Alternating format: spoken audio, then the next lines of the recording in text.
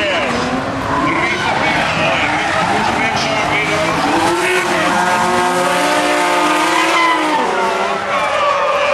ātri, viegli un eleganti. Varbūt, ka nav baigi.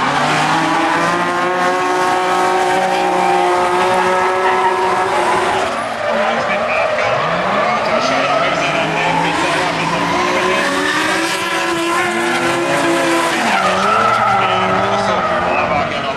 Šodien. Nu, redzēt, braucot varbūt otrajā braucienā, prasīsimies, kā ieskaidrot brauc pušais muguras, bet Elksnis pirmais pārvadiens sanāca smuks un elegants. Otrajā viņš atkal nedaudz nogribojas tieši tāpat kā iepriekšējā braucienā. Bet neko, stils ir labs, mums ir prieks, mēs gaidām otro šodien fināla braucienu un tad tiesnešu vērtējums un pēc tam pavisam bez pauzes nemaz albu neievalkot turpināsim ar ralliju. Pats pēdējais drifbrauciens.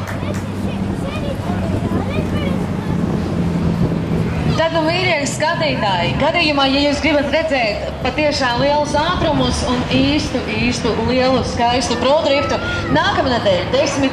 septembrī, notiks lielākās šāda veida sacensības, kas pie mums ir piedzīvotas, tādēļ, ka savu dalību sacensībām jau pieteikuši aptuveni 40 sportisti no visas Ziemeļa Eiropas. 11 sportisti no Somijas, 11 no Zviedrijas, šeit pat mūsu pašu balliņi. Tātad ļoti daudz un vislabākās mašīnas šeit pat Beķernieku trasē 10. septembrī, tur lielajā līkumā. Jā, tad 10. septembrī pierakstīt savas blociņos un aiziet pēdējā izšķirošā milža cīņā.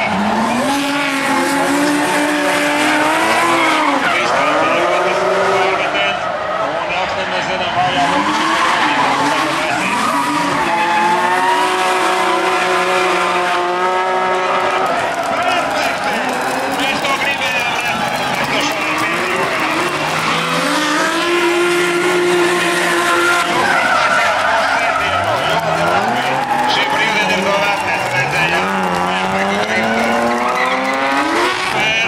Super, ļoti labi!